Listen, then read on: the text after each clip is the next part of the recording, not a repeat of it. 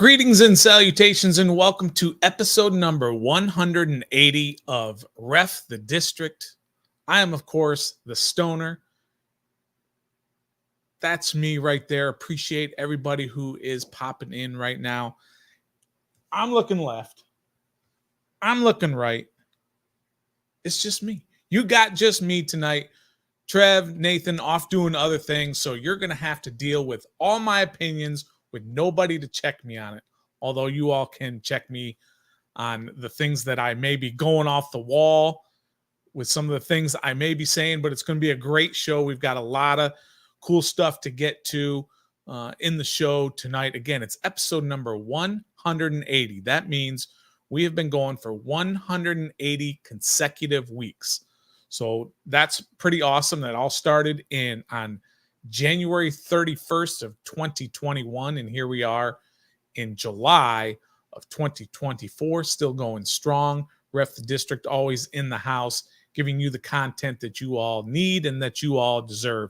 Appreciate everybody who is already here. Lockdown Law has been in from before we even started.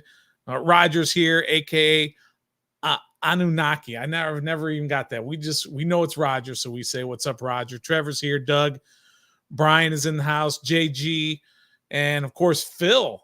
Check out Phil and over in Philly land coming in to check us out. Check him out every morning on his channel, Phil Stifle, with his Go Birds in there. Easy killer. You're going to get attacked here if you don't watch out with all these Commanders fans in here. And also P-Dub is in the house. We appreciate everybody who's in here. Look, we're going to try to do something pretty cool tonight. Since Nathan and Trev are not here, let's do this. Let's make this the most liked video from our flagship Wednesday show of all time. So make sure you all hit that like if you are watching live or if you are watching later. If you're not a subscriber, make sure you hit that subscribe button. Again, we really appreciate everybody who is in here. Now, if you're listening on audio later on your favorite audio platform, Apple Podcasts, Google, I don't even think Google does it anymore, but wherever you find us, make sure you leave a rating and review because that will help us get noticed by so many other people as well. Again, appreciate everybody who is in here so far. Look, we got a great show. Like I said, in the final segment, the cool down later on, we're going to have our mailbag segment. That's where you all get to ask questions, not just to me. Of course, I'm going to answer it, but everybody else who's here can answer it as well. So that's a mailbag. Now, because I am flying solo, it is going to be difficult for me to track what you guys have for topics now. So if you have a topic, save it for later because in the game, we have a special guest. Most of you all probably already know him, and it's Rico Street Scores, who is going to be joining us here on the channel. Rico's going to be joining me to talk all things Commanders. We're going to be talking about who the potential breakout stars are when you look at the rookies.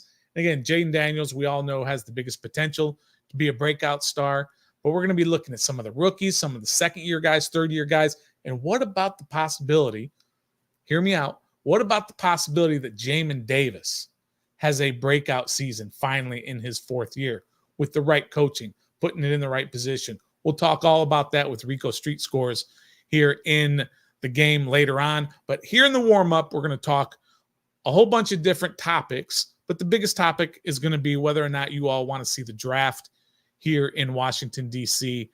With the possibility of that happen, there's a committee that's already organized to try to bring the draft here to D.C. in 2027. So we're going to talk all about that here in the warm-up. But I got to get through a couple of housekeeping things. Look, you all know that our biggest sponsor right now is BetOnline, and BetOnline is your number one source for all your sports betting needs this season, from baseball, golf, soccer, right up to all the top fights in the UFC, MMA, and boxing. Every stat, every matchup, and even live odds and spreads while the games are being played. When the game's over, head on over to our online casino and get in on a game of blackjack or poker or unwind with one of our over 150 game slot games.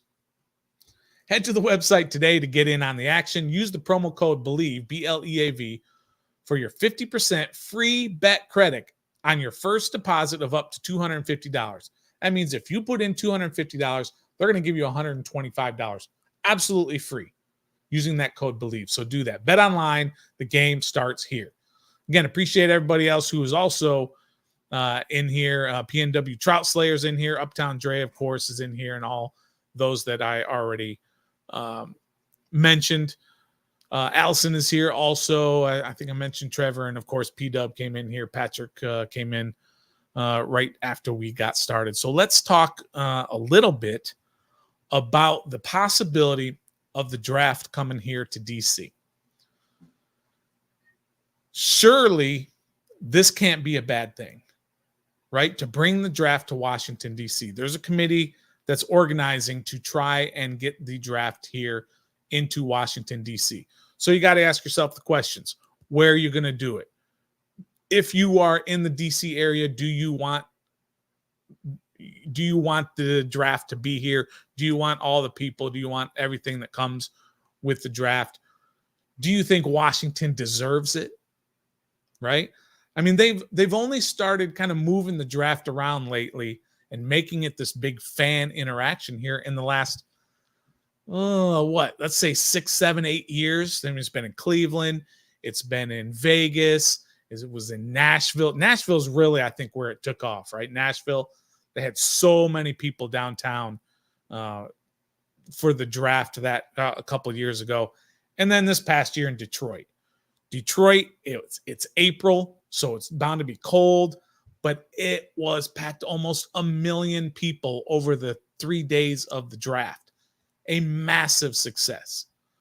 So if you do want it to be here in DC, where would it be? Of course, there's a lot of those questions. Now, Brian's already saying that he does not want the draft here in DC. Explain why, Brian. Want to know why you would not want the draft here in DC? Uptown is all about it. Hell yeah, come on to DC draft. And Locked On is saying the only thing I don't want in DC is Hard Knocks. We're going to talk about that, Locked On. We're going to talk about Hard Knocks and the possibility for Washington and whether or not you do or do not want Hard Knocks. But in the draft here, when we're talking about having all these people, I think it would be, my opinion, I think it would be awesome. You hold it down there, kind of where this picture is showing here over on the side, right? You hold it right there on the mall, right on the Capitol steps would be your backdrop, just like when you have an inauguration. And if you can't get that close, which maybe you can't, you build a stage kind of right in front of the Capitol at the end of the mall, where the Caps had their celebration when they won, where the Nats had their celebration after they won the championship. Huge stage. You got all these people that can come in, and you just have this overall experience. And I think it would be amazing to finally have something positive here in Washington, D.C. in terms of the NFL. We've just had so much negative press and negative outlook on the Commanders and everything that's going on behind the scenes, but that's all gone. So let's put this positive light on Washington and bring all that comes with the draft down to Washington, D.C. And as Allison saying there, could the draft be on the mall? Absolutely. That's the perfect spot for it, just like you see in this picture. You build a stage right in front of the Capitol. I mean, I think it would be amazing. The downtown Washington, D.C. obviously can handle the number of people. They do it all the time. Washington, D.C. is one of the top tourist destinations in the entire world, so they can handle the people. That wouldn't be a problem. And just putting Washington, D.C. and the Commanders in a positive light, I think it would be great. Brian wanted to clarify. He's saying that it can't be a bad thing, and he responded saying, no, it can't be a bad thing. So he would love it here. So that'd be awesome. P-Dub is also talking about the draft would be great in DC. Willis here says would be great to get the draft here. franchise talk here. It would be great to have the draft. Yeah, I don't think there's any negatives to having the draft in Washington, D.C. Again, you put everything in such a positive light, and we've seen the success that different teams or different cities have had in the last couple years. I mean, Detroit just had an amazing year last year in terms of putting together a season where they made it all the way to the divisional round of the playoffs, and they made it to the NFC Championship, didn't they? Right? So they were right there on the cusp of going to their first ever Super Bowl. Their hopes are high. They've got their quarterback. They've got all these weapons. The defense is up and coming. They've got the coach. And then you have the draft there. And now everybody's talking about Detroit, talking about the Lions being sort of a model organization, which you couldn't say for 30, 40, 50 years. But now you are. And that draft helps build the image of the city and, of course, of the football team, because it's all about Detroit. So I think it would be great. Franchise talk here is talking about issue with security. I mean, it's the most secure city maybe in the world. I'm not saying it's always successful in being secure, but I don't think there would be any issues with security. You have the most powerful people in the world wandering around that city every single day. So I don't think security would be an issue. And Doug's asking what other sites could possibly work in DC. I know DC very well, understand the ins and outs of the city. But if you're talking about just in DC, I'm not sure that there is a better place. You can go to the opposite end of the mall, right? You have the Capitol on one end, and on the opposite end of the mall is the Lincoln Memorial, right? So you could have the stage right in front of the Lincoln Memorial. You've got the water over there on the side, and then you've got the entire mall again going in the opposite direction. So that might be a place that you could do it. I'm trying to think if there would be really any other place that's available. We all know there's not a lot of open grass in Washington, D.C. That's why they're having trouble figuring out where to put a stadium if they want to keep it in D.C., having to go back out to where RFK is, which is not a huge site. Maybe you do it at RFK with that dilapidated building in the background, RFK crumbling to the ground, and have the draft there. But I think that's probably the best place to have it is right there on the mall. Again, I'm trying to think of different places that they could possibly have it. I don't see any other place that they would do it. So, but again, that would be perfect because you do have that place for all of the fans to be able to crowd in there and be able to still see a stage that's up a little bit high if you're on the Capitol or in the Lincoln Memorial on the other end. So yeah, I think it would be great to bring the draft to DC in 2027. There are people behind the scenes working on it. This organization is working on it. They're working on things like that, bringing that. And then maybe when you get a stadium deal done, then maybe you can start talking about bringing a Super Bowl to Washington. Of course, depending on the stadium, if it's going to be a dome stadium, then you have a much better chance of bringing the Super Bowl here to Washington, because it's hard to get a Super Bowl in January/February in Washington, D.C., where it's that cold.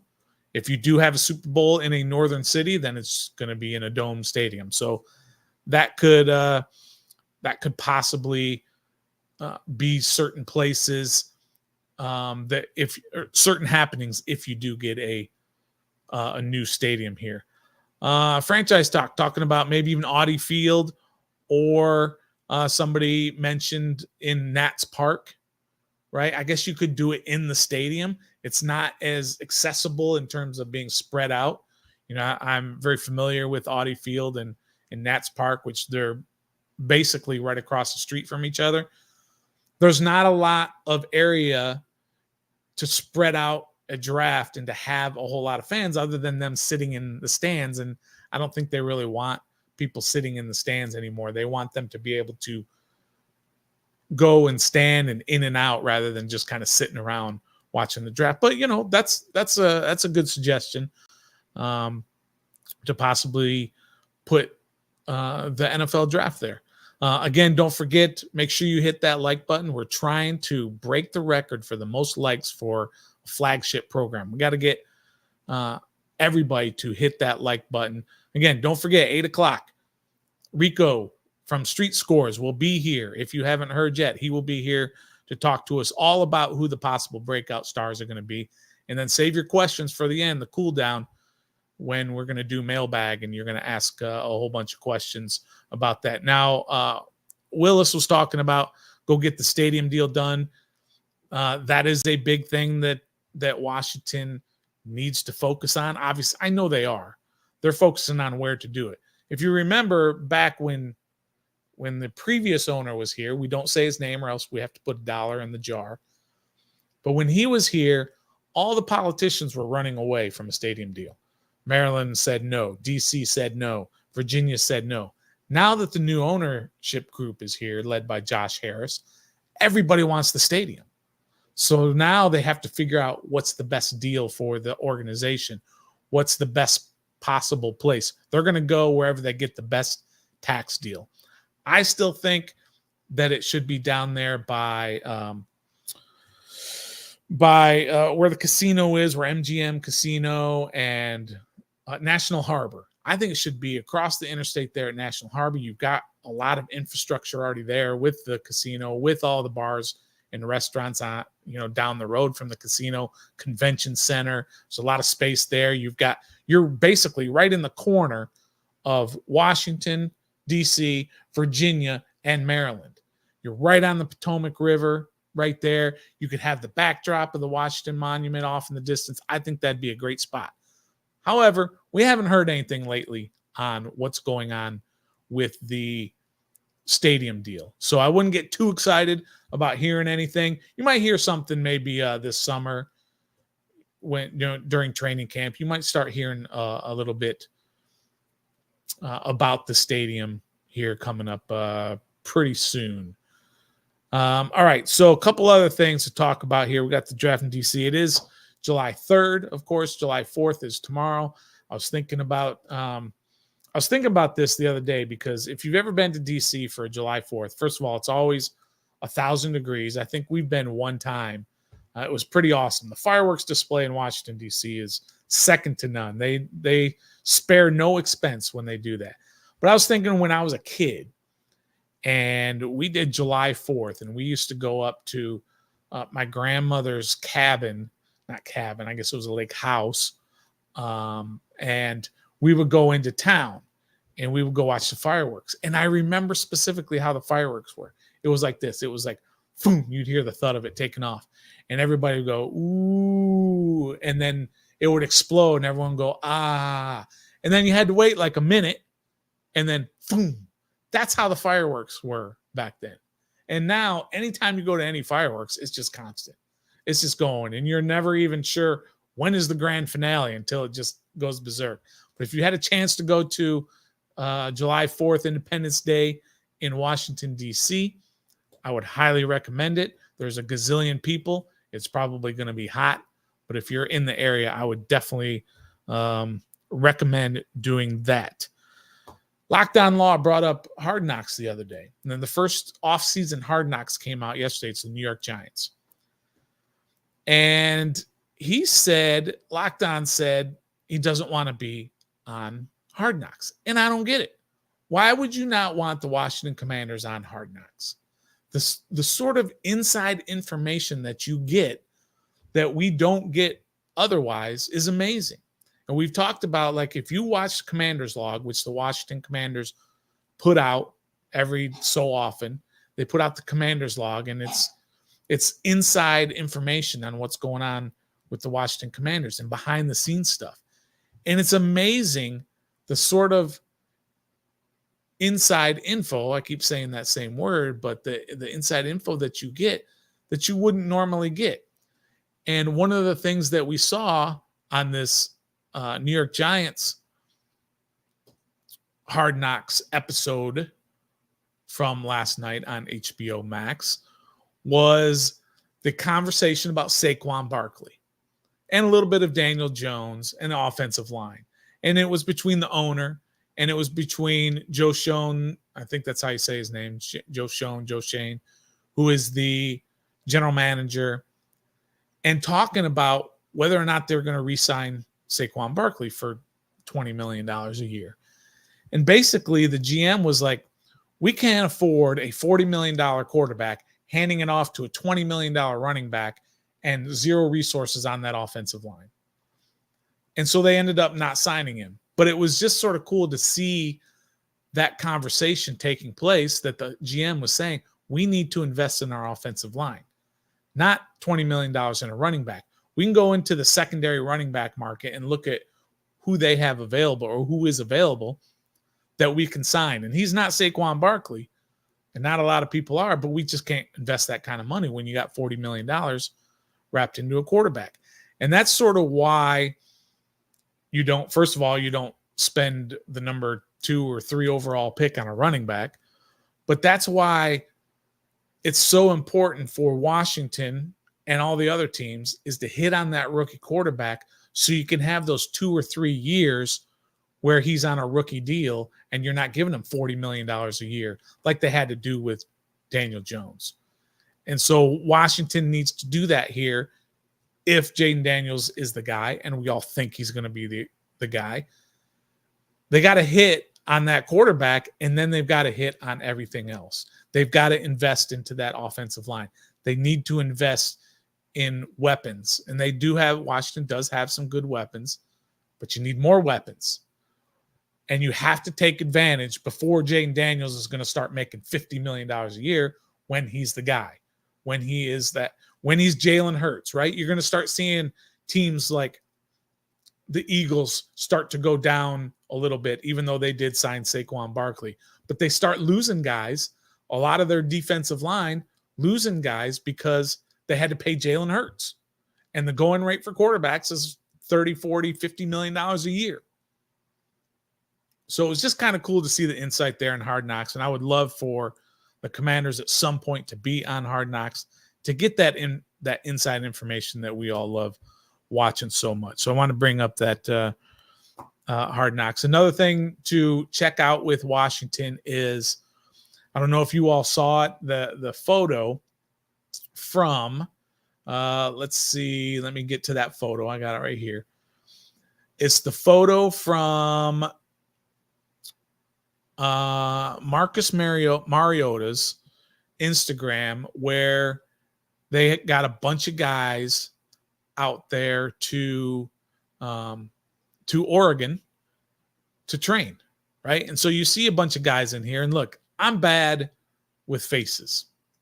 And when I look at all the faces, I'm not sure who everybody is, but I can start to guess if you all have seen that photo. Of course, Mariota and Jaden Daniels are there. You see Brian Robinson, but I'm bad with faces. One time when we were at the draft night party, the team invited a bunch of content creators, and we went to the draft night party, and they were bringing in players.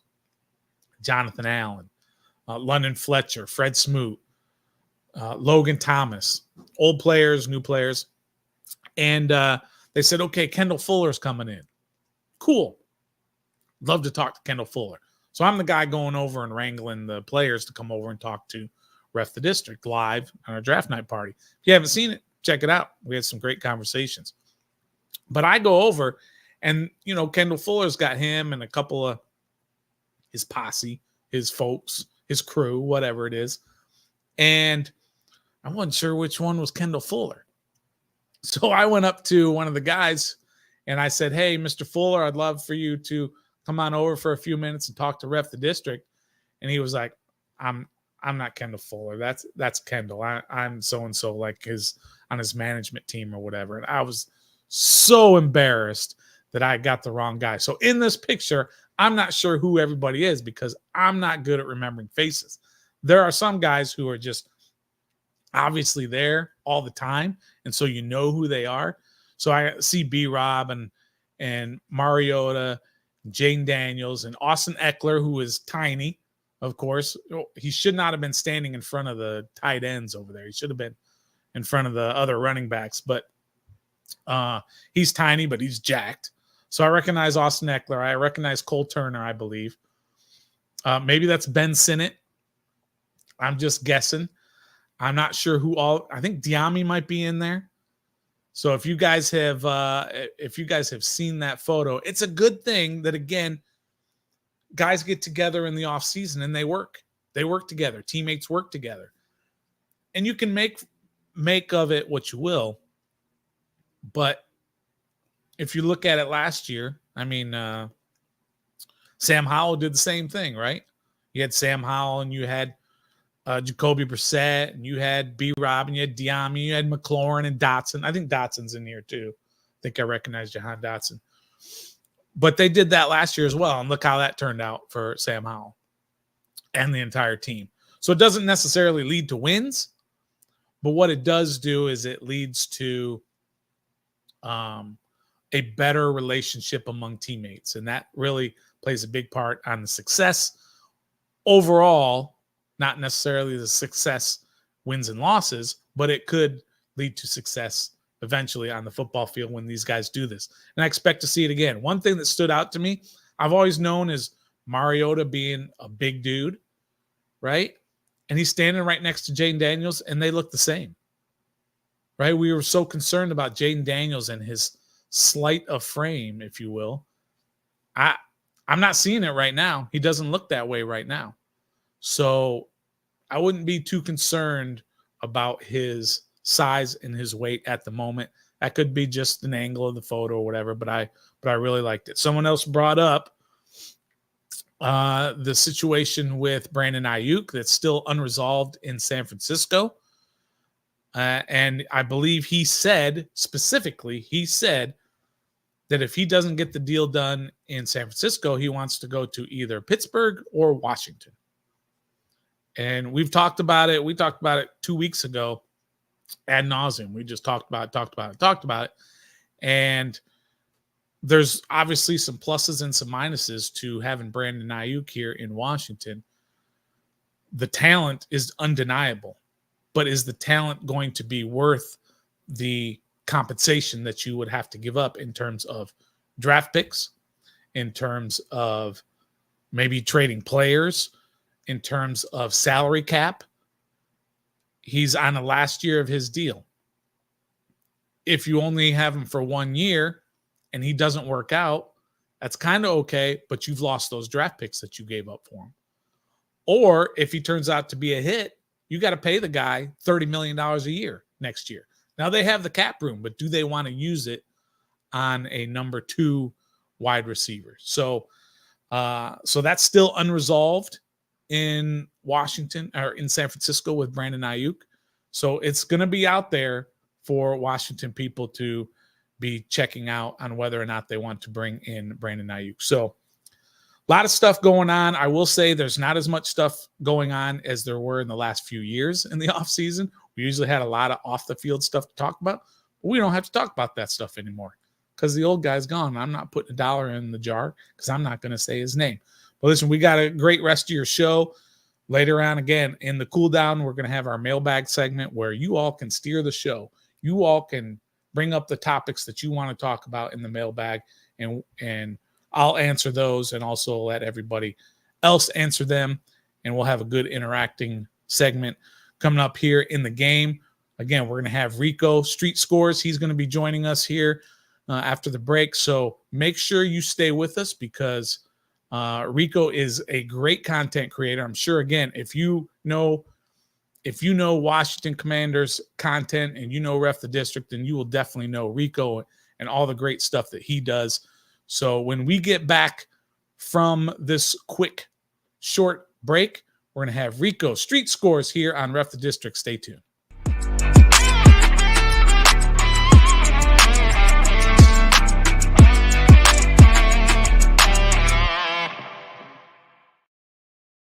Oh, I didn't change that. All right. So welcome back to Ref the District episode number 180. Again, make sure you hit that like button if you're not a subscriber. Make sure you hit that subscribe button. We appreciate everybody who's here. The game section of Episode number 180 is brought to you by Don't Sleep Energy. I've got Don't Sleep Energy right here. They're a fantastic DMV company. If you're on the go and you need a quick hit, this is a great drink. This is sugar-free. They also have regular, and they even have these great, on the other side, they have these great shots of Don't Sleep Energy. So make sure you check them out. Again, they're a local company. They're a small company, and we love working with them. So head on over to don'tsleepenergy.com.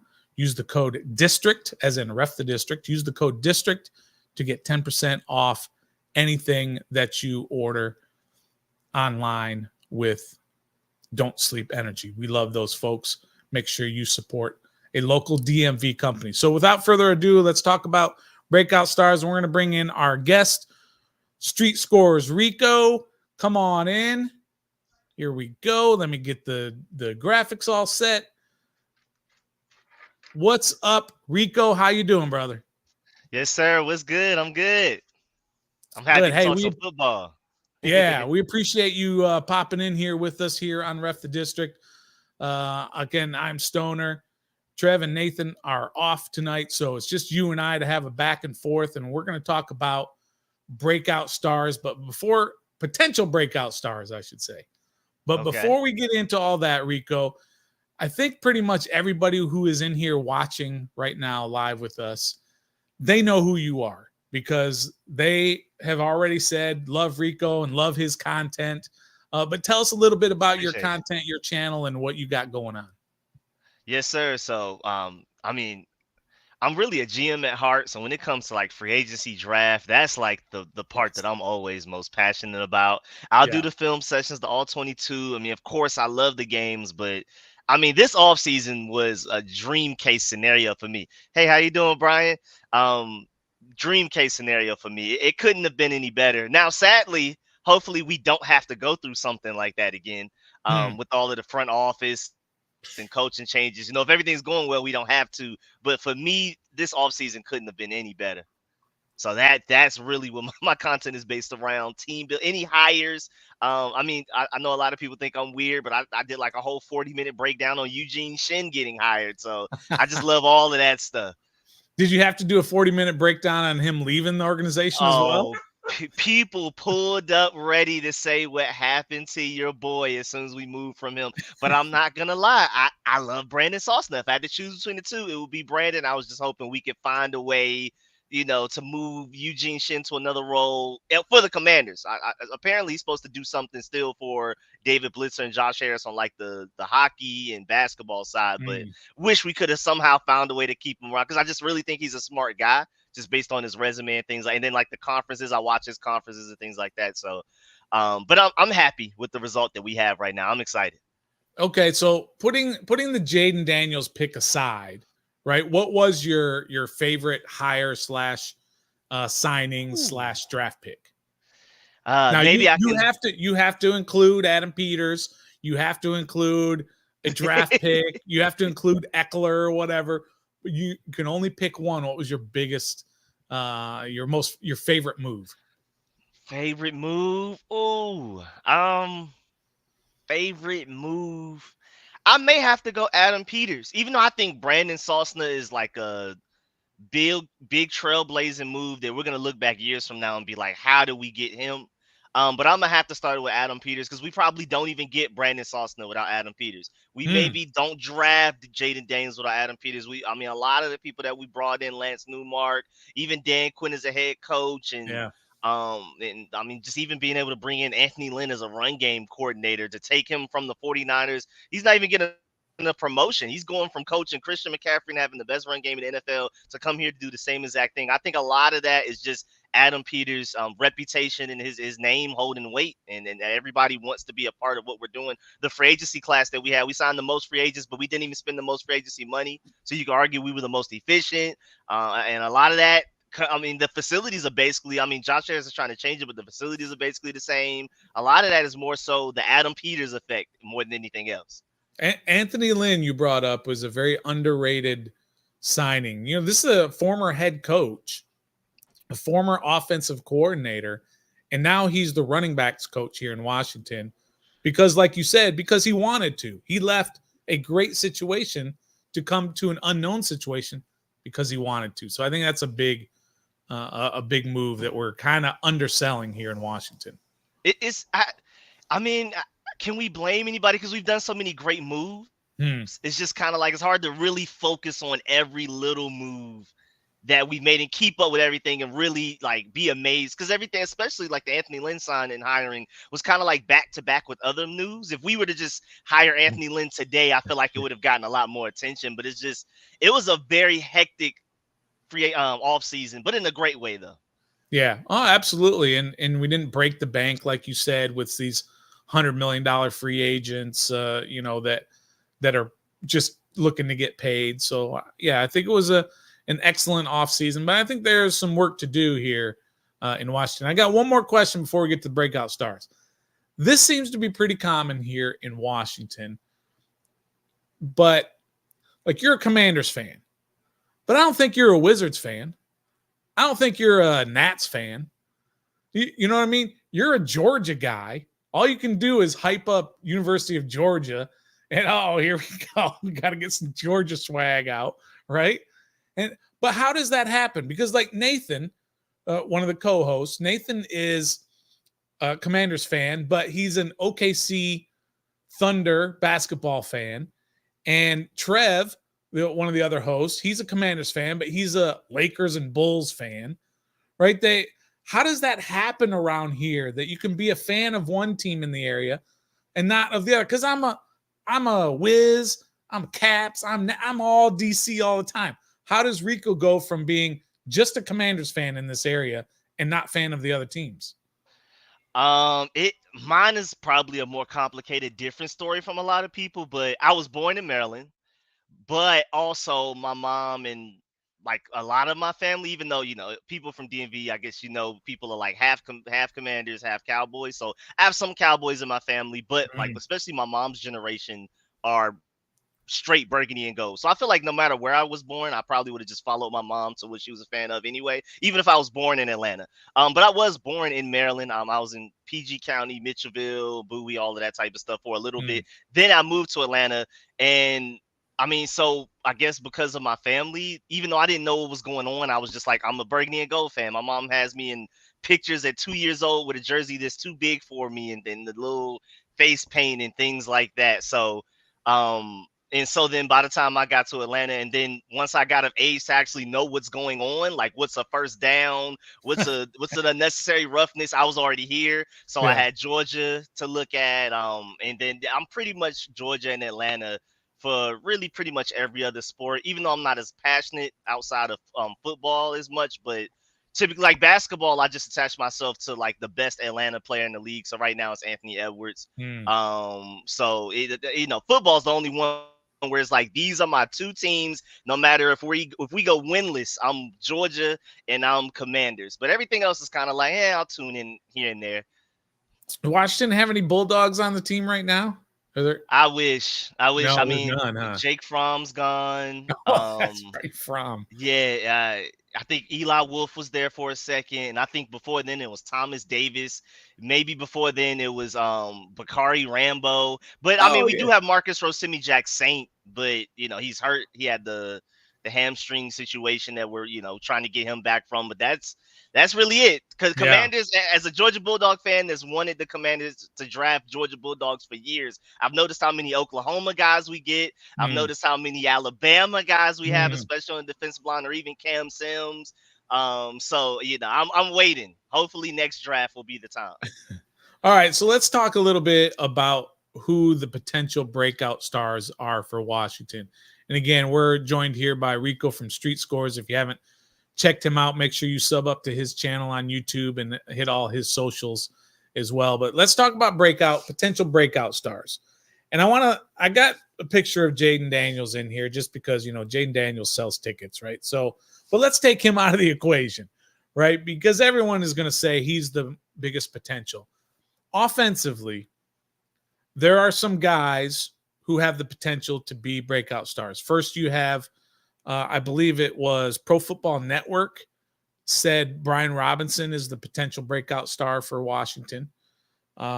And then you have Jahan Dotson, who really, to his standards, said he had a down year last year, even though his numbers were up. So you have a Jahan Dotson as a potential breakout star. You have, some rookies in there like Luke McCaffrey or even Ben Sinnott, guys like that. Cole Turner could be one of those guys. Who offensively do you look at and say, this guy, I believe, is going to be a breakout star offensively for the Commanders?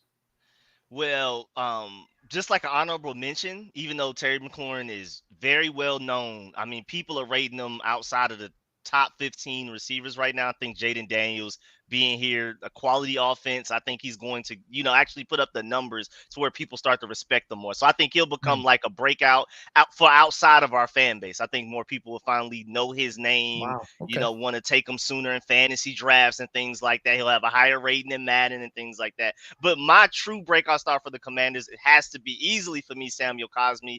I think he's our closest All-Pro. I felt like he was, especially the second half of last season, I felt like he was literally the best player on the team, regardless of position, side of the ball. I really feel like Samuel Cosmi, but it's kind of like the reason London Fletcher is still not in the Hall of Fame and things like that. When you're not on the team, even though he did win outside of the Commanders, but when he was on the Commanders, since we didn't win, a lot of these guys don't get recognized. And I feel like Samuel Cosmi, if we win 8 games last year, makes a Pro Bowl. I just feel like it's so much about it is popularity.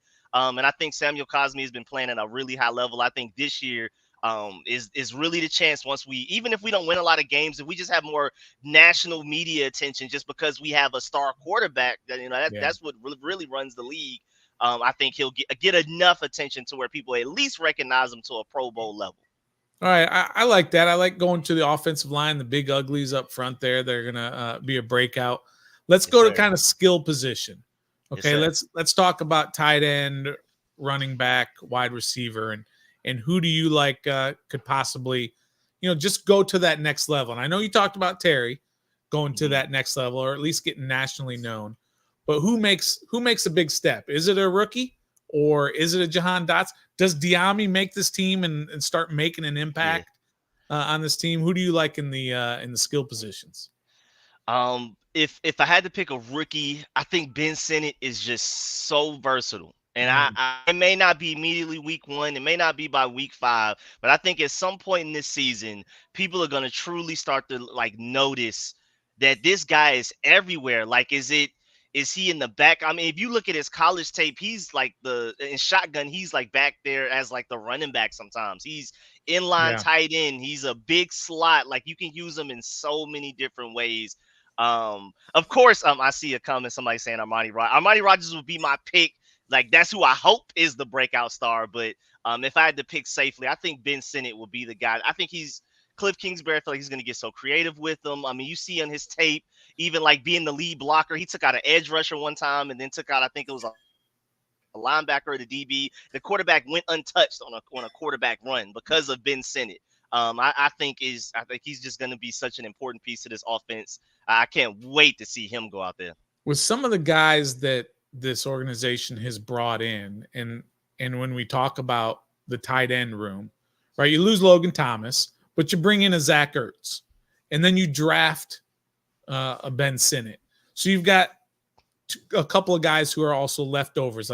Everybody's forgetting about Bates, right? John Bates is still on this team. And of course, Armani Rogers and maybe even Hodges is still around on this team. I can't even remember. But that's going to be a position that is going to be tough to sort of break into playing time. Because if Zach Ertz is healthy, he's getting a lot of playing time. And you just talked all about the qualities of Ben Sinnott and what he can do in that position. And we talked about how we like Armani Rogers. And again, you can't forget about Bates, right? So who do you sort of see emerging, assuming everybody stays healthy? Let's say Zach Ertz stays healthy. That's a big if. But who do you sort of kind of breaking out into being the guy other than Zach Ertz and Ben? Let's give it. Benson is obviously going to make the team. Who are the other guys that are maybe even looking on the outside when the 53-man roster is announced? Well, I'm a huge fan of Armani Rogers. I truly Yeah, believe in his we are on this ceiling. channel too. Yeah, Yeah, I mean, you just can't teach that athleticism. You can't. yeah, There's nothing. You can't teach his speed, his change of direction. I mean, he's still fairly raw. But we did see, in 2022, before he got hurt in early 2023, he started to show that he improved as a blocker. I mean, he wasn't a great blocker, but he was yeah. showing improvement. He started to work on his route running. You saw Scott Turner even give him the ball out of the backfield and just basically let him use his athleticism sometimes. Mm, Sometimes you don't even overthink it. Just let him be an athlete. And I yeah. think you can't let a guy like that walk out of the building no matter what. This tight end group, I didn't realize it until I thought about it like a month ago. Like, we're gonna end up losing at least one or two tight ends that another team is gonna want to come in and scoop up Mhm. immediately. Unless we like protect them on the practice squad, like a Cole Turner is a contested catch master. He may not be everybody's cup of tea because maybe not every quarterback wants to throw it in the contested catch situations. But the quarterbacks that do would love Cole Turner. He would put up amazing numbers in the offense for a quarterback that wants that. But he may be on the outside looking in. We're already seeing Colson Yonkov, the undrafted free agent. I've been hearing his name come up a lot in Mm. practice, even for like deep shots down the field and things like that. And he's basically coming in as like a fullback type, kind of like a Ben Sinnott versatile guy. But I mean, I don't necessarily see him making the team either. So we went from not enough tight ends to I mean, we're gonna end up cutting somebody really well in one offseason, which just goes to the point of what Adam Peters has put together for this team. Now, of course, a lot of this, to your point, hinges on can Zach Ertz actually stay healthy. Yeah. But I love the talent in the tight end room because John Bates. I mean, we don't usually talk about him because he's not the exciting guy in the tight end room, but he's arguably the best blocking tight end in the NFL, and that has his use. Yeah, we talk about John Bates on this channel. We say he's basically a tackle in a tight end number, because Exactly. that's where his skills really are, is in blocking. And I I didn't like when they were throwing tight end screens to John Bates, and back when Scott Ooh. Turner was doing that, and it drove us crazy. But he does have a place on this team if they want to run the ball more than what they did last year, which I'm sure they're going to run the ball a lot more than they did last year. All right, let's talk about wide receivers and what you think of who I think of everybody on offense. And we haven't even talked about him one time yet, but who's my guy for a breakout star? I think Luke McCaffrey's the real deal. I love what he brings in terms of something you've talked about a lot is athleticism. Armani Rogers has the athleticism, and guys like that, and Ben Sinnott. This guy's freaky athletic and hasn't been playing wide receiver for very long, and yet he still got drafted within the top 100 in the NFL. I think he's a guy who could take over wide receiver 3 before we go into game 1. What do you think of Luke McCaffrey? Am I kind of overselling him a little bit? I mean, actually, maybe you understand. I'm very high on him as well because we're already seeing in practices so far. I think it was mandatory mini camps where he was working with Anthony Lynn, practicing like taking handoffs. So Yeah, maybe he's gonna fill into like that. What we have a void in the Curtis Samuel role because he just left, or what Anthony Lynn had in San Francisco with Debo Samuel, or even his brother Christian McCaffrey. And right. after we drafted him, after I saw his testing numbers, because I wasn't I'm not even gonna sit here and lie and act like I super knew who Luke McCaffrey was before we drafted him. But Sure. after we did, I saw his athletic testing, and I went to the RAS and I went to the raw athletic score system, and I was like, how does he compare to his brother? And I put them at wide receiver, and I was like, okay, that makes sense. He's a wide receiver. Christian McCaffrey's a running back. But then I switched it to running back, and he had the higher score there as well. Mm. So I mean, the ceiling is there, the athleticism is there. It's just, can we get creative? How soon will he be ready? Because I mean, there's a big jump going from, to your point, not only going from the college to the NFL, but switching to receiver relatively recently. We can't necessarily expect him to go out there and be just a baller week one. But I truly believe that we found a really good receiver here, that he's gonna get a second contract here. He's gonna be a headache for the defenses to deal with, especially with, again, him potentially moving into the Curtis Samuel role. I'm very Yeah. excited about Luke McCaffrey. I'm right with you. Yeah, I think we kind of underappreciate when a guy sort of moves from the quarterback position to a skill position and what that brings to his team, because he can think like a quarterback.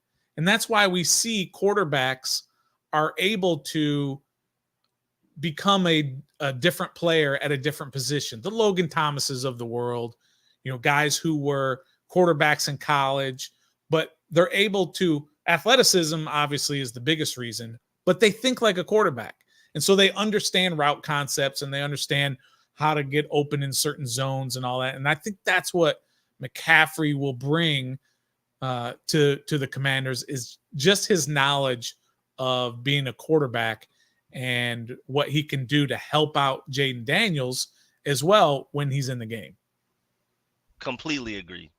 I mean, even All just right. little things like body motion and body language, like, before you go into your breaks, this, I'm about to be open, and it's like so many nuanced things that I'm not even that well knowledge on, that he could definitely, that he could be a huge help to Jaden. And I love the fact that him and Jaden Daniels are getting to the practice before everybody else by at least 30 minutes. I love Oh, that's that. right. People are saying, that I'm pointing out the fact that, like, that's what CJ Stroud and Tank Dell were doing last year around this time. Not saying that that's literally the season that they're going to have, but that's the type of work ethic and passion and drive that they have right now. I'm loving it. Yeah, we talked about that in our opening segment in our warm up. We talked about the photo of those guys out in Oregon, the Daniels and Mariota and B Rob and all those guys. And it happens every year, and it happens with pretty much every team, right? Last year, Sam Howell did it with him and Brissett and Terry and John and all them. And you see it didn't necessarily create success, but it has the potential to do that. So you really like to see when guys are getting together off season. And to your point, guys are getting together before practice, first ones in there and going through playbooks and things like that. It's not necessarily going to lead directly to a win or more wins or anything, but it can't hurt. I can tell you that. It can't hurt.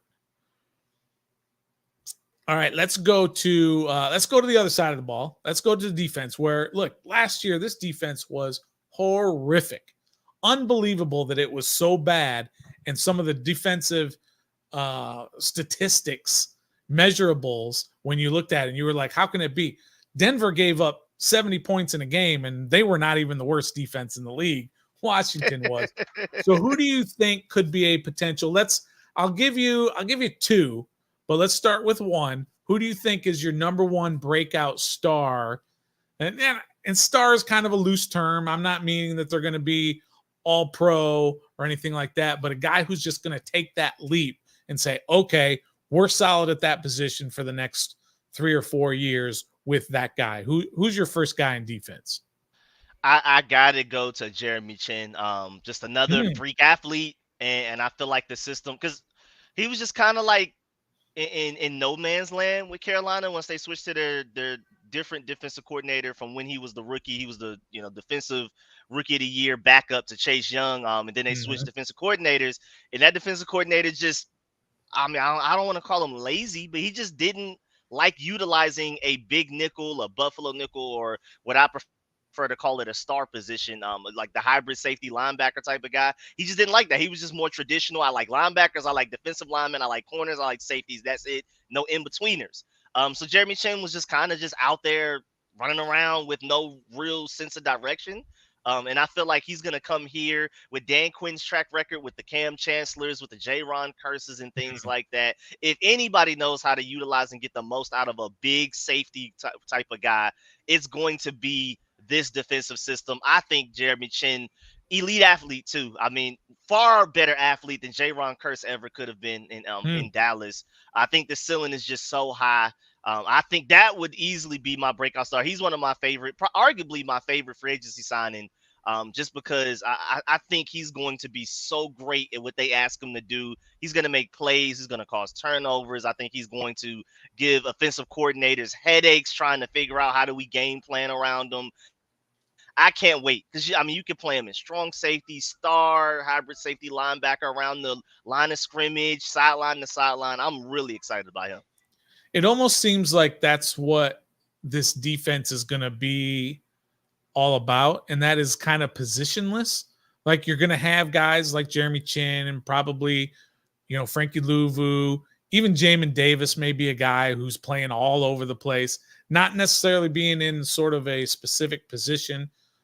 Quan Martin, who's been mentioned on here a couple of times as a potential breakout. These guys aren't necessarily just going to be playing the same spot every time. They're going to be moving all around, which is something we haven't seen around here in quite some time. So I like the Jeremy Chin, but as Locked On Law had here earlier, Locked On says he likes Chin, but is he going to be here? He's on a 1-year contract, right? If he does do what you say and kind of goes to that next level here in Washington, is that somebody you want to put a lot of money into this offseason? I would hope so, but I'm not very confident in it at all. Because yeah, if he has the season that I hope he has, he's probably going to try to go get big market set. He even said it himself. He took less money and didn't go to to the Steelers, for example, to come here because he feels like this defense will showcase his skill set for him to maximize his contract potential and, and negotiation leverage the next offseason. So it sounds like this guy, he wants to come in, get paid very little, put his head down, ball out this year, and then go get his money next year. And maybe we will not be able to afford his services beyond that. But and also to add to your point too about positionless football, we've seen Joe Witt Jr. really emphasize that, like, stop asking me about 11 starters. It's really like a rotation of 15, 16 guys that, depending on the matchup, depending on how we feel with certain things, is the base. He didn't say this, but I'm just just throwing this out there, that, like, depending on if the opponent likes to use tight ends as receivers more often, or are they more of like a power run system, or do they have a bunch of quick receivers that one guy that may get more snaps one week may not, another guy may potentially get more snaps the next week. And I'm really excited about that.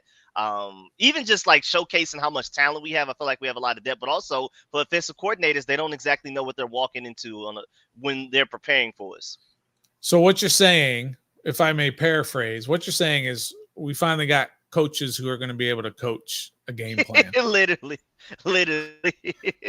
Yeah, it's been kind of ridiculous, but I agree. When Joe Witt Jr. said that, it was really telling to me that, just like you said, is that, I mean, you could have a game, let's just say one game against a certain team where Jamin Davis plays 85% of the snaps. And then the next game, he plays like 35% of the snaps, not because they don't trust him or not because he had a bad game, but because they're doing something to combat the offense and what they do well. So he's going to put, maybe instead of having Jamin Davis in there, having a Quan Martin playing the position that Jamin was, because Jamin was rushing the quarterback.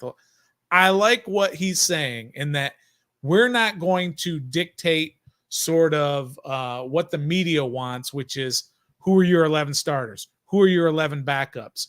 But we're going to put out there whatever it takes to put the guys in the best position to make this defense better.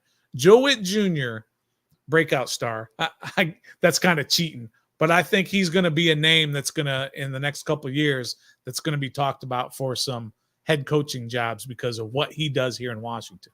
I agree. Fully agree. I like him a lot. I thought it was a fantastic choice for Quinn to bring him in to be the defensive coordinator. All right, so you got Jeremy Chin as one of your breakout stars. Do you have a second? Oh, yeah, for sure. Quan Martin. And I hate that both of my guys are safeties. Because I would love if like an edge broke out. It would be really nice if we had like a breakout edge rusher, because even though Dan Quinn and Joe Witt Jr. are pretty good at simulating pressure themselves with, getting really creative with blitzing DBs or linebackers, or, leaning the defense towards one side to overload another side, different things like that. But I would love if we just had a true game changing, you got a double team of edge rusher. That would be great. But Quan Martin stepping up into a Cameron Cole like role, I'm very excited. Because it's really interesting too, because Cameron Curl 2 years ago was like the star, the Buffalo nickel hybrid safety linebacker guy. Then he moved into like a strong safety role last year because they wanted to basically keep him healthier. And then he was more so not in the box as much, more so in coverage. And it seems like Quan Martin's going to do the same thing from last year, going to being around the line of scrimmage more. So now he's going to be further back as well. And I think he's going to step into that role so perfectly. I mean, he had one of the most explosive, I think, broad jumps, or one of the verticals that a safety's ever had at like the combine. He's so explosive. He's so quick. He's basically just The one advantage I would give Cameron Curl over him is that he's longer, so maybe he would be better at covering like bigger receivers, tight ends, and things like that. But I give Yeah. Quan Martin every other athletic advantage as far as quickness, change of direction, speed, explosion, all of those type of things. So I think his ceiling is higher. We saw once we started to finally give him opportunities towards the second half of last season that he started to shine, he started to make plays, he Yeah. catches interceptions. A lot of Commanders players have just not been able to catch the interception, even when it's right there and it's pretty much a punt drill. They just haven't been able to catch it every time. And Yeah. Quan Martin caught his, and so I'm very excited about the potential that he's going to bring. I mean, I know we're trying to get away from the word like versatility because it's kind of like a jack of all trades and a master of none type of thing. But I Mm-hmm. truly believe that some of these guys are like great at multiple things, not just okay at multiple things. I think Quan Martin is going to be a versatile player. I mean, really, you can play him anywhere but outside corner, in my opinion. And if you pretty much just hold him at strong safety, ask him to get better at that. He trains towards strong safety when he's doing his all 22 film sessions and in practice, he's like looking at it from the viewpoint of a strong safety. We keep him at one point, but then you maybe move him around every now and then. I think he's going to be excellent in this defense, especially with the help that's around him. Oh, yeah. Yeah, he's got a lot of help now for sure. A couple points on that.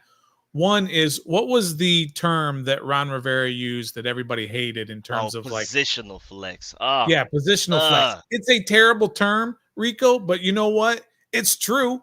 Yeah. It's exactly what you were saying. You want a guy to be able to play multiple positions and not be stuck to being, you're an inside linebacker, that's where you're going to play.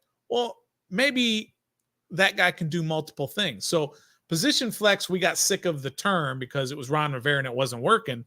But I still think positional flex is super important on any team, but especially on defense. Keep the offense guessing. I mean, that extra maybe 1 or 2 seconds that the quarterback has to hold on to the ball just off of, I don't know what they're doing on defense. I don't know what coverage they're in. They look like they were in cover 2 pre-snap. Now it looks like they're in cover 3. Quan Martin looked like he was the free safety. Now he's moved down to the box. I mean, all of those calculations that a quarterback has to go through, I mean, it has to be like lightning quick, and that extra holding on to the ball for maybe like a second or two, that extra pat of the football that gives Dorrance Armstrong and those guys a chance to get to the quarterback. So yeah, I completely agree. All right, another thing is that Alson brings up. You know, do we have a guy that you are okay with at free safety, or is that something that this team's going to have to look at in the offseason?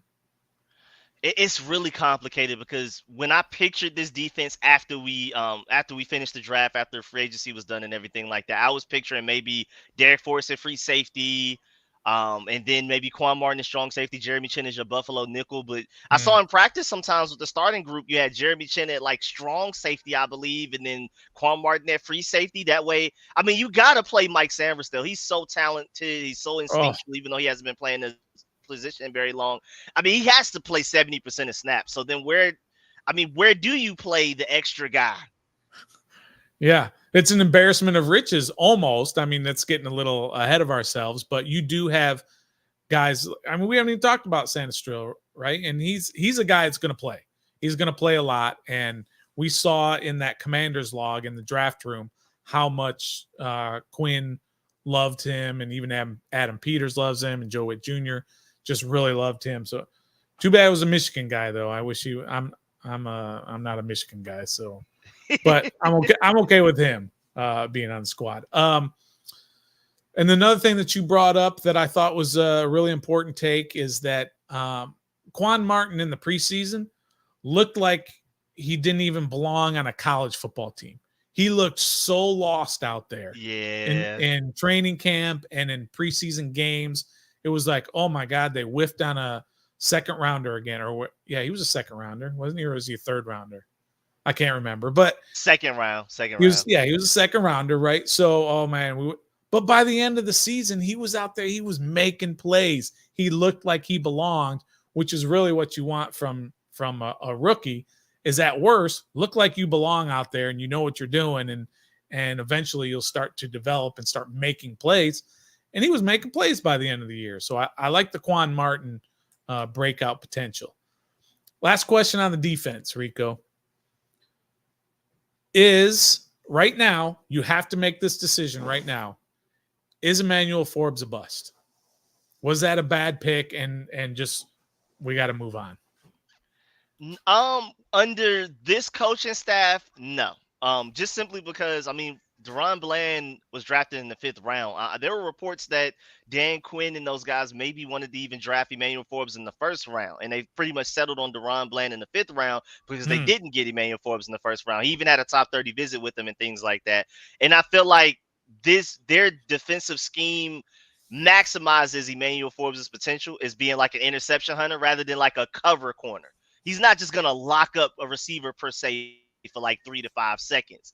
That's not necessarily his game. He's going to be more of like a Trevon Diggs role, a Deron Bland. We have proof of product from what Dan Quinn has done with those guys. Joe Jr. have done with those 2 guys. Trevon Diggs got hurt, so Deron Bland had to step up, set a pick-6 record in an NFL season. I'm not expecting Emmanuel Forbes to break out like that, but I'm expecting him to be way better than what he was last year instead of being asked to cover A.J. Brown all game when Benjamin St-Juste has literally the better build for it. All of us saw it. All of us knew it. I don't know how the Commanders didn't. Maybe they were just secretly tanking. I don't know. But Emmanuel Forbes is a great fit for with Dan Quinn because you have the Benjamin St-Juste, you have the Michael Davis to be the cover guys to basically play the Stephon Diggs like role. Stephon Gilmore like role. And then you have Emmanuel Forbes going around an interception hunting, which is what he did best in college. In college, even when you look at his tape, when we were very high on him coming out of college, it wasn't necessarily like he was locking up SEC receivers for 3 to 5 seconds every time. It was just he had a nose for the football. And Dan Quinn and Joe Jr. have led the best takeover defense over the last 3 years in the NFL. And that's why they brought over Mike Sainristil. That's why they're probably salivating over Emmanuel Forbes. Even though I know a lot of our fan base is sick of Emmanuel Forbes, they're giving up on him. But I'm pretty sure Dan Quinn and Joe Jr. are very excited about what he can be in their defense. Big Doug from the Big Doug and Carmi show. You can check out his Bulldog fan. Stuff. Yeah. Georgia Bulldog fan. Yeah, there you go. No, yeah, you know him well because he's another Bulldog. Yeah. He thinks that St-Juste is poised for a breakout year. Do you like St-Juste in terms of being a guy that they can count on with this defensive coaching staff? It's actually really funny, too, because our entire outside cornerback group, it's like if we could do a time machine and have the 2022 versions of all 3 of those guys, we have an elite secondary. Michael Davis was looking like a top 10 corner in 2022 in spurts. Even though Pro Football Focus doesn't agree, but I felt like Benjamin St-Juste was better in 2022 than in 2023. And then Emmanuel Forbes, of course, when he was in college and, set it some sort of interception record. We can get a 2022 version of our outside cornerback group. We're in great hands. But Benjamin St-Juste specifically, I feel like, again, to the Emmanuel Forbes stepping into the Deron Bland role, I think Benjamin St-Juste could step into the Stephon Gilmore role. Now, he's not Stephon Gilmore, but I think having an elite linebacker group in front of him, potentially a pretty good pass rush in front of him, better than what he's had, is going to help him in a lot of different ways. So I think he definitely can be. I love his talent. He may not be the fastest guy, may not be the quickest guy, but his change of direction and his length. I think Dan Quinn, to your point, like we have coaches that coach now, I feel like they're going to put him in the right situations, not just sit over there in the island and cover this guy all game. We may switch it up every now and then. All right, let me ask you the one off-season omission, or maybe I don't want to say mistake. I don't want to make this negative, but what are you looking at that in the Commanders off-season that still concerns you heading into?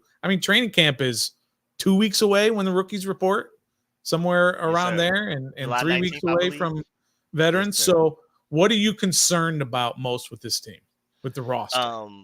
Not trading up for Marius Mims, even though to Adam Peters' credit, I believe he said something to like, we tried to trade up for a tackle, but people were asking for way too much. They knew we were desperate, so they were asking for way more because of that. And I appreciate the fact that he stood his ground and did not trade up for that reason.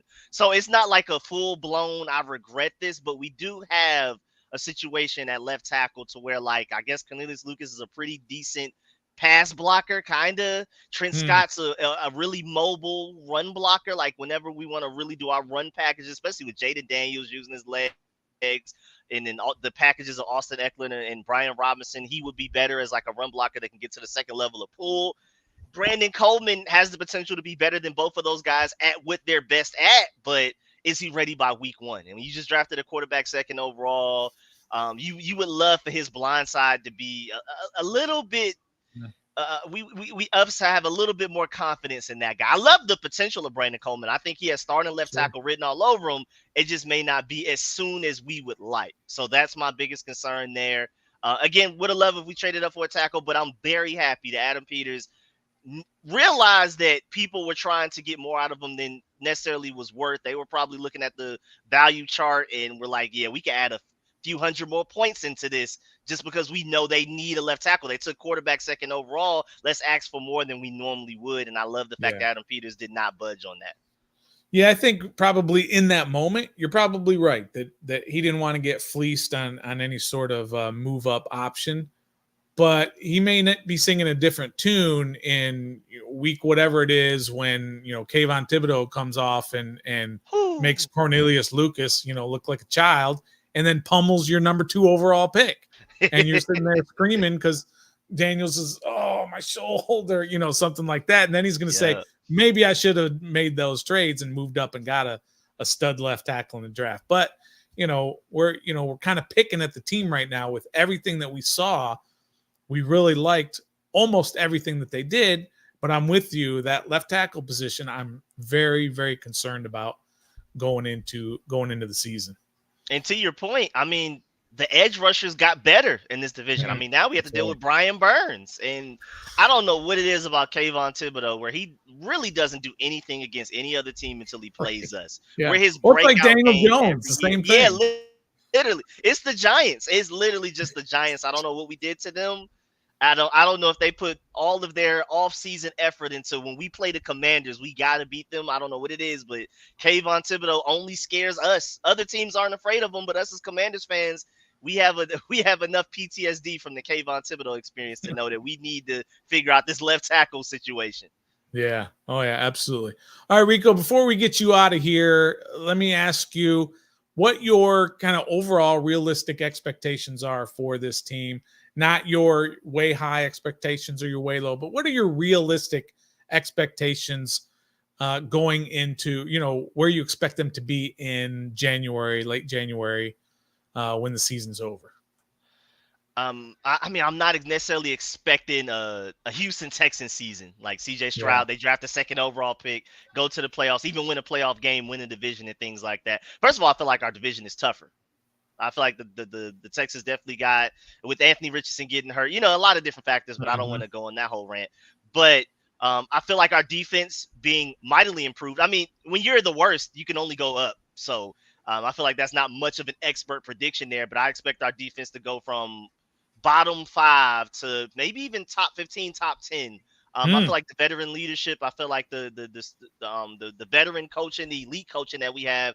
I feel like even a guy like Jason Simmons, who we brought over from the Oakland Raiders to be our defensive passing game coordinator, is going to pay huge dividends for our secondary. His development that he did over there, I feel like that's going to be big time for a lot of our secondary guys. So I just see every level to every level. Maybe we got less athletic edge rusher wise because you lose Chase Young and Montez Sweat, but I feel like overall defense, we are going to be way better, especially schematically. And I feel like Mike Samberstill is probably going to be the catalyst for our defense being much better. So I see that. And then just overall team wise, and I guess we can throw offense in there. I mean, we only won 4 games last year. I'm seeing maybe like 7 or 8. I feel like we're going to be a highly competitive team that even the games we lose, I feel like it'll be close. I don't feel like it's going to be 35-10 games like we were having last year. I feel like our games will more than likely be somewhat 24-20, 24-17 and things like that. And I see us leaving this season, even if we don't make the playoffs, very optimistic about what the future can be. Like, we started to see Jaden Daniels figure it out towards the end of the season.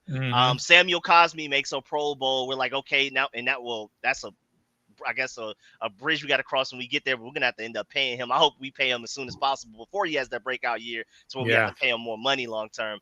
But I just see Jahan Dotson has that bounce back year. Terry McLaurin starts to get more respect around the NFL. I can see us taking a lot of positives from the year, even if we don't make the playoffs. I think 7-8 wins is probably like a really good, safe guess. I'm right there with you, Rico. I mean, if you go from 4 to 8 wins, you double your win total from the year before with a first-year coach and a first-year GM and all that. That's a massive improvement. We don't need to go to 10, 11 wins to consider the year successful. There'll be some games in there where you'll be super disappointed and you'll be like, I don't know where this team's going. And then you'll have games where you're like, okay, we may have lost that game, but at least we didn't get blown out by Justin Fields and the Bears, on Thursday Night Football. But for me, also, I'm right there. I think if they win 7 or 8 games, they almost double or double their win total. And at the end of the season, you look at Jaden Daniels, regardless of what his stats are, and you say, that's our quarterback. That's our quarterback for the next 3 to 4 years. You can see everything is there. He just needs to continue to develop and all that. I consider that a fantastic season, even though it's only, you have another losing record at 8-9 or 7-10. If Jaden Daniels is the guy, then I think that's a successful season. I completely agree. It technically may count as a problem, but you also know you had a successful season when teams are trying to come get maybe like a Brian Johnson, who we gave him like the incentive to be like the assistant head coach, kind of, even though he's the offensive passing game coordinator, I believe. And, if teams are trying to interview our coaches, trying to take Anthony Lynn from us and things like that, I think that's also a good measure of how good of a season you had as well. Yeah, absolutely. Totally agree, man. It's been an absolute pleasure, Rico, to have you on the show here on Ref the District. You can check out Rico everywhere, especially on YouTube with all his Commanders content at Street Scores on YouTube, or check him out on Twitter. I still call it Twitter. I don't even know. Oh, it's X now. I still call it Twitter as well. You can check him out there. I believe it's at Street Scores Rico. Is that right on Twitter? Street Scores ATL. Yes, sir. ATL. That's right. Got to get the ATL in there. At Street Scores ATL, Rico. Thanks for all the time, the insight. I know a lot of people who are on here were giving great comments in there about your analysis and breakdown. So appreciate you coming on, Rico, and hope to have you on in the future. Thank you. Yes, sir. Let me know anytime. My schedule is really random, but especially shows like this, I love talking ball. People that know ball. Thank you. And maybe next year, if Jaden Daniels doesn't work out, then Washington can draft Carson Beck, and you'll get your get some Bulldogs on this team finally. I would love that just for the Georgia, but in every other way that would be terrible, because that means I think he's going to end up being a number 1 overall pick. We would have to be really bad to do that. I'm very high on Beck, so okay. Yeah, he looks to be the real deal. Again, thanks, Rico. For everybody else here, stay tuned. When we get to the cool down, we're going to do our mailbag where everybody can jump in and ask their questions. And again, thanks, Rico. Appreciate you, and we'll see you on down the road. Yes, sir. Thank you. Let me know anytime.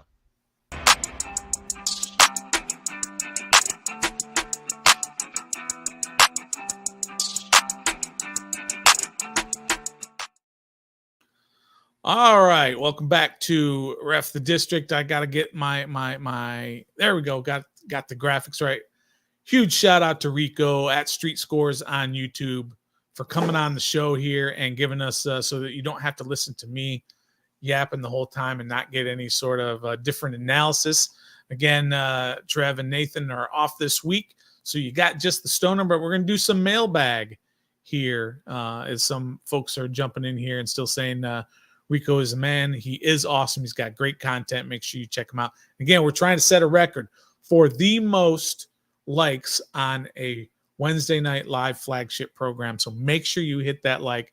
And if you're not subscribed, make sure you do subscribe to the show. So let's get to the mailbag segment of the show. That's where you all get to decide what the topic is.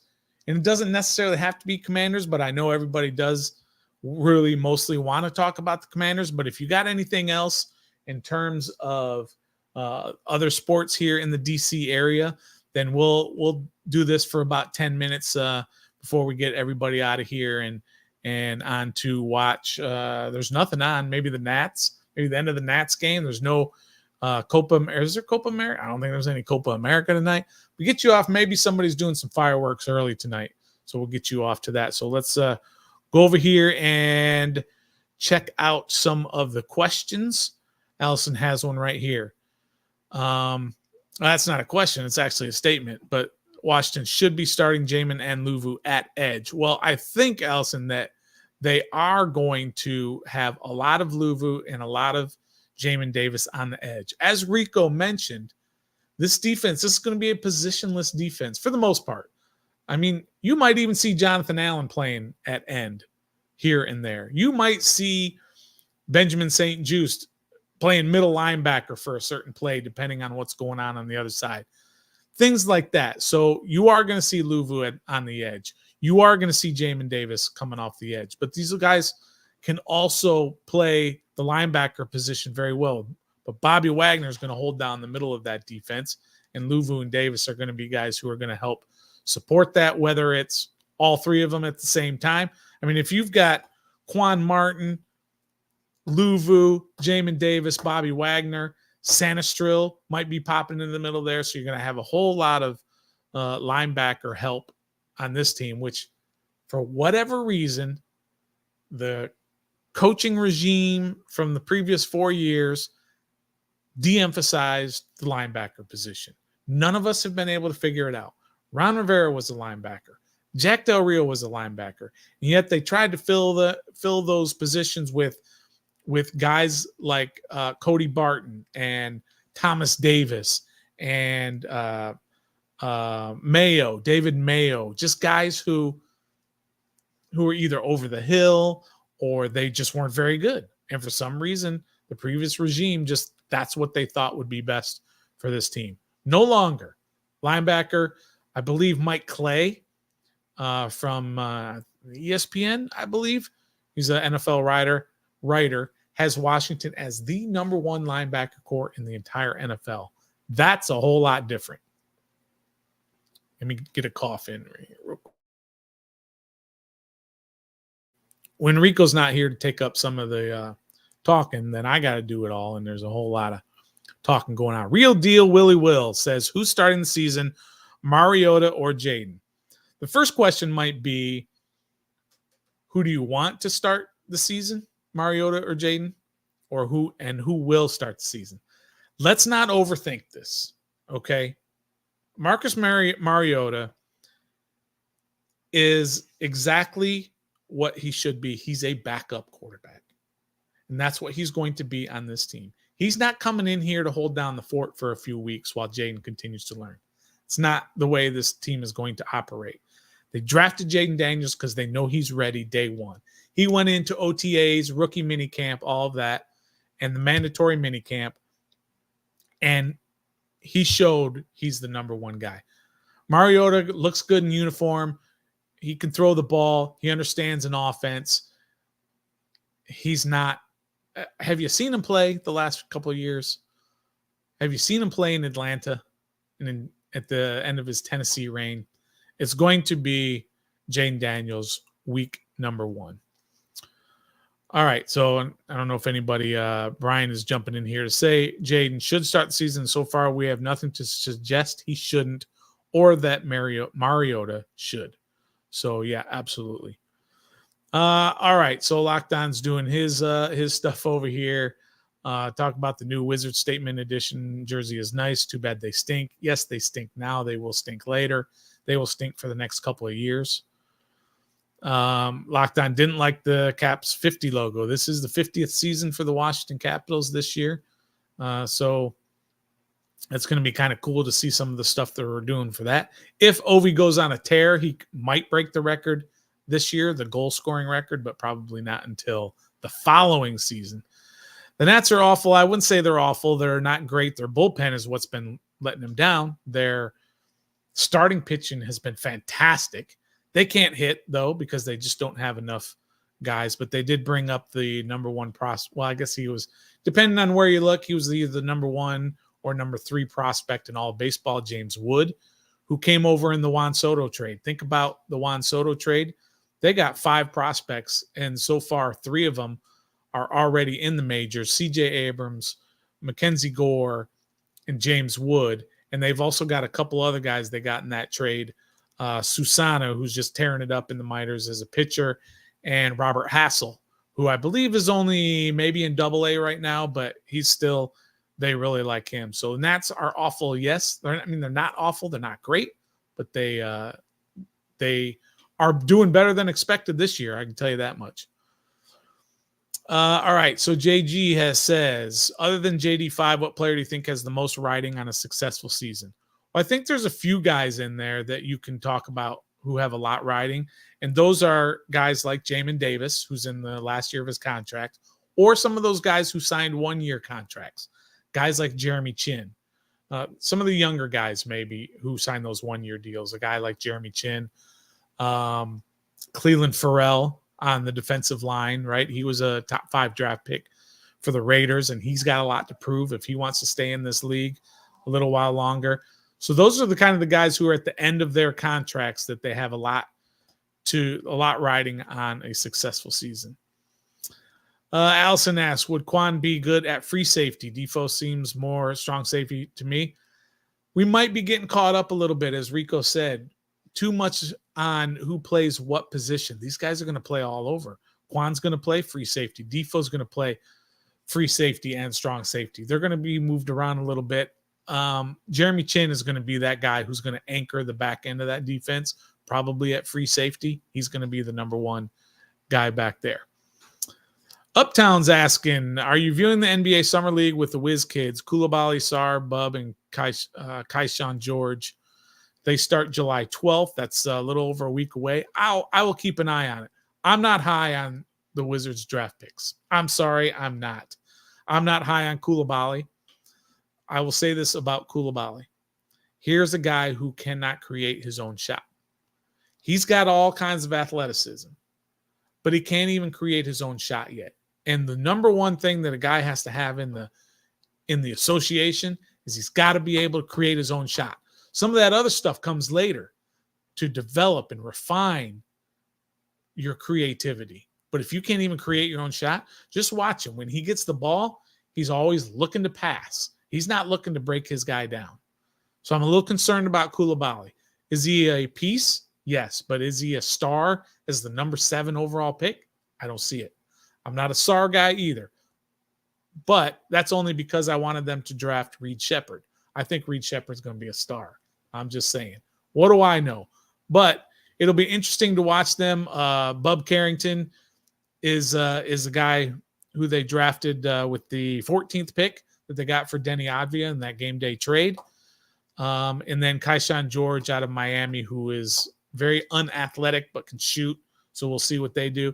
It'll be fun to watch and just watch these young guys. I don't have high hopes for these picks. I'm sorry, I don't. When you have 3 first-round picks in what's considered maybe the worst draft for prospects in the last 15 years, I don't know how that does you any good. I'm just saying. But we'll see what Sarr ends up being here. Let's look at some more over here. Let's see. Trey's asking, can the Commanders rock the burgundy on burgundy? I think it's going to be interesting this year what sort of uniforms they're going to put out there, because they do have creative folks now, and they do have people who are paying attention to those sort of things. And guess what else? They have money. So watch for some different creativity with the uniforms this year. Maybe they bring back the stripe down the side of the pants, which everybody's been asking for. Can you wear yellow pants for the Commanders? Maybe, but I would prefer to call them gold. But I know they are more yellow. But that is a possibility. Let's see. All right. Pick one. Franchise talk. Pick one position, both on offense and defense, where we need the most help. Hint, Stephon Gilmore, Bakhtiari, and Donovan Smith are still available. I will say this about guys who are still available. They're still available for a reason. They're not going to come in and, lock down that position. They're either injury issues or age or concern about their ability to be any good. But yeah, offense, we still obviously left tackle, still need help. Defensively, I'm not sold that they necessarily need help at corner. If, like what Rico said earlier, if all of these guys kind of live up to their 2022 play, right? The kid from the Chargers and BSJ, and then you bring in Sanistril and maybe Forbes improves. But yeah, bringing in another corner never hurts. That's for sure. Will they stick with Forbes a third year if he has another bad year? I mean, if he has a bad year, then they might not. But if he has an average year and you're still like, well, it's not the guy, then they'll probably stick with him just because he's a first rounder, and so they have some money invested in him.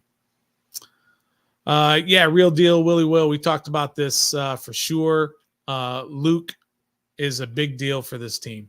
Keep an eye on Luke. I'm very high on him. So gosh, that's another fantastic episode of Ref the District. We're going to jump out here. It is 9:00 here on the East Coast on July 3rd. It's just about dark enough for fireworks, so maybe your town has fireworks at 9:30, but you may be in a different part of the country. Wherever you are, we appreciate all of you all for being in here tonight, to talk with myself, as Trev and Nathan were off, and of course Rico Street Scores, who jumped in here with us to talk all about the Commanders, breakout stars. We had some good topics there at the beginning with the possibility of the draft being in DC, Hard Knocks, whether you want the Commanders to be on Hard Knocks, because of course the Giants offseason Hard Knocks is out now. And then of course the meetup with a lot of the guys out in Oregon that Mariota put together, which was pretty cool. But again, appreciate everybody who is in here tonight. I'm gonna shout out some of you guys. I mean, Locked On Law is fantastic. He's always here, and we appreciate you, Locked On, always putting your stuff out here. Brian, always as usual. P&W Trout Slayer is always bringing it. Uptown Dre, JG, Real Deal, Willie Will. Appreciate all of the questions that you had tonight. Of course, Franchise Talk. Allison was here. Trey Huff was in the house. Make sure I want to cover everybody. Roger, of course, was with always some great takes. Appreciate you. Trust the Process. KB was in. I appreciate you coming in. Trust the Process. I love that. Joe the Hat was here. Grimjow. I didn't get to see you, Grimjow, earlier. Appreciate you jumping in, of course, as well, and all of you that participated in tonight's show. It was fantastic. Again, what we're trying to do is we're trying to break the record for the most likes for our flagship program here on Wednesday nights. Had a great time, as always. Just remember, you can always catch us here on YouTube, Facebook, and Twitter. We're here every Wednesday night. This is episode number 180, which means we have been doing this for 180 consecutive weeks. So we're always going to be here. We're always going to have extra content. We've got some cool stuff planned starting next week, leading up to training camp, which again is only 2 weeks away. Training camp is only about 2 weeks away when the rookies report. It's time to start getting excited, start getting hyped for this team, start getting hyped for Jaden Daniels. All of that, I know I am, and this team is going to be an improvement. Don't get carried away with your expectations. But appreciate, again, everybody checking us out here on Ref the District. We are, of course, brought to you by Bet Online and Don't Sleep Energy. Make sure you give us a follow on all our socials. And, of course, if you're listening on audio, make sure you leave us a rating and review so that people can spread. That gets our show spread around. So, again, appreciate everybody who being in here. Hit that like, hit that subscribe. Always back the Commanders. So, of course, until next time, be a fan.